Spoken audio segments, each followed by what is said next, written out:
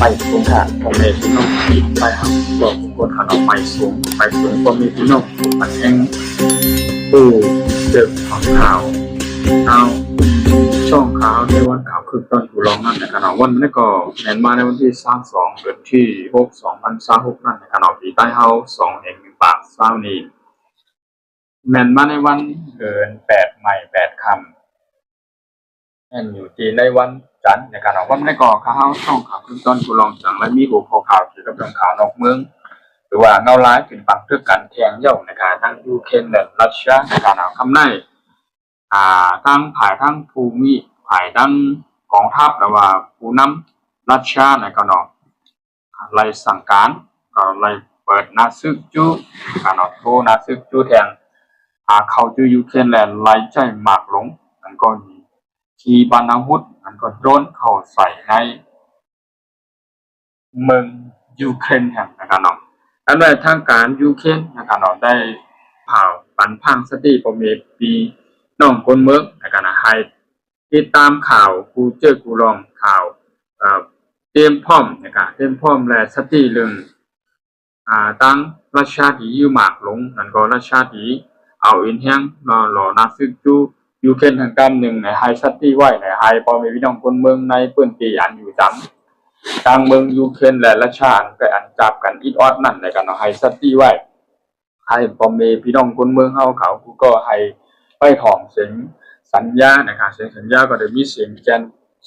เป็นห้องไซเลนในการกำเป็นห้องกำอังกฤษหรือกำไทยก็ไซเลนนะครับหมายความว่า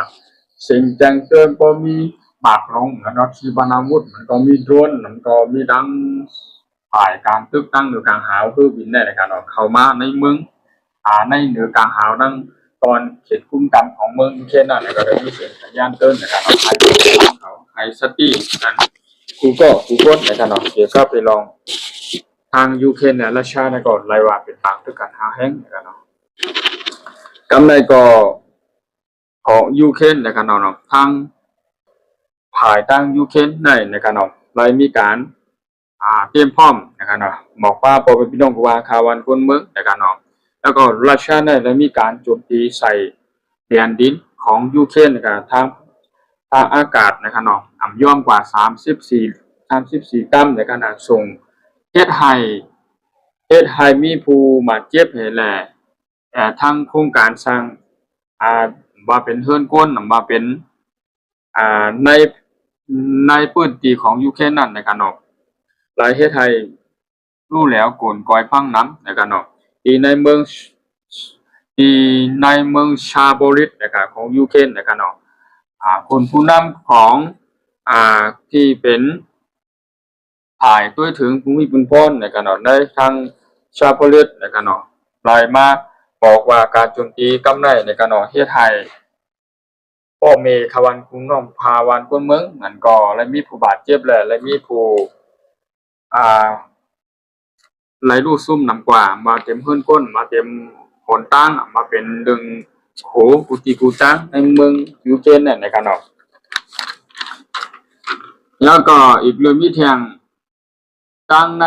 ภายในเมืองยูเครนแทงนะครับบ่จอดกว่าในเมืองนะครับจอดกันในเมืองยูเครนมื้อวันที่21 ถึง 22มื้อค่ำคืนที่พ้นมาในก้อยนะครับทั้งฝ่ายทั้งรัสเซียได้โจมตีหมักเข้าใส่ในเมืองยูเครนอะไรว่าแห้งอีกหนึ่งนะครับเหตุการณ์นะครับว่าเฮ็ดให้มีนะครับอันเป็นการปังตึกกันเงาไล่อยู่ยังอยู่ในเฮ็ดให้มีคนซึ่งอาสาใส่ใจกว่าที่มันหาก็นะครับแล้วก็มีแห้งหมากแตกและอันไรส่งพรจ้าลงมันต่อที่อยู่ที่กินคาวันคนเมืองนั่นก็เป็นที่เช้าในพื้นที่องที่นั่นในการในหมู่บ้านในเอิงนั่นในการเฮ็ดให้ลูกก่อยน้ำในการที่เมืองบาชาลิตในการบาชาลิตในการแล้วก็มีคนผู้นำทางยูเครนในการโวโลเซนาสกี้ในการผู้นำยูเครนในการออกมาผลห้องออกมาปืนเผาลากว่า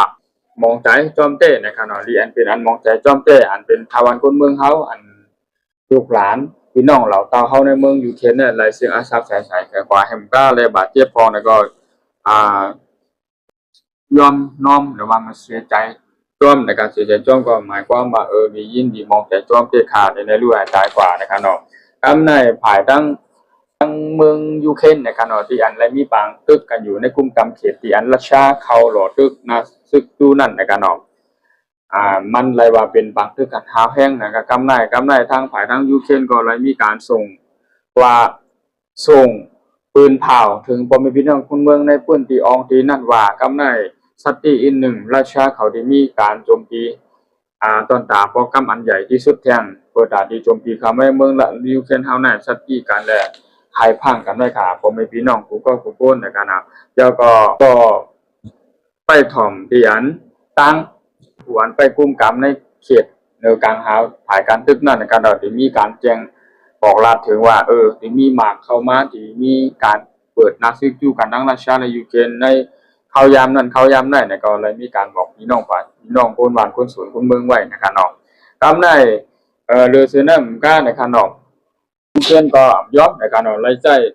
หมากแรงร้นนะครับเนาะใส่เข้าไปเป็นใจแหลมหมากเข้าร้นใส่เข้าไปที่โจมตีเข้าไปนะครับเนาะที่ค่าสมุทรในเครือของภูมิภาคในไครเมียนะครับที่รัสเซียนะครับที่รัสเซียยึดครองไว้เหมือนตั้งคนมานั่นนะครับนะก็เป็นเหตุให้มีผู้เสี่ยงอาสาใส่ใจกว่าที่เกมันสีก็แล้วก็ทำให้มีผู้มาเจ็บ28ก็นะครับเนาะที่อ่านเป็นเรื่องอ่านเป็นทั้งถนนหนตั้งนะครับเนาะที่เป็นตั้งกว่าตั้งไปเหมือนก็เป็นโคอันคำตั้งคำนำนั่นนะครับเนาะเฮ็ดให้ไล่ลูกก่อนไว้น้ำพังกว่านะครับเนาะเจ้าก็ในภายในที่อันเป็นรถไฟที่อันเลียนอยู่นั่นก็เฮ็ดให้ไล่มีการเน็ตกึดกว่าในก็เลียนน้ำไรนะครับรถกูเจ้กูเมียวก็เลยกึดกว่าจะพยายามถึง9 ชั่วโมงถึง10 ชั่วโมงก่อนนะครับเนาะเฮ็ดให้ในการออกทางตั้งฝากันได้ก็เฮ็ดให้อยากขุดและไฮไลท์ครึ่งลงนะครับเนาะเพราะว่ามีการคลิกเส้นตาสายตั้งนะครับเนาะเกี่ยวกับเรื่องทั้งปางตึกยูเครนและรัสเซียเนี่ยมันก็เลยเป็นการอันที่ว่าเขาห้องว่าได้เป็นปางตึกการทางแห้งในกำไหนนะครับเนาะเกี่ยวกับเรื่องการที่อันฝ่ายทางยูเครนและรัสเซียเนี่ยนะครับเนาะครับในยามคำสุดวันที่21นั้นวันที่22เนี่ยนะครับเนาะที่ตั้งยูเครนหรือว่าผู้นำ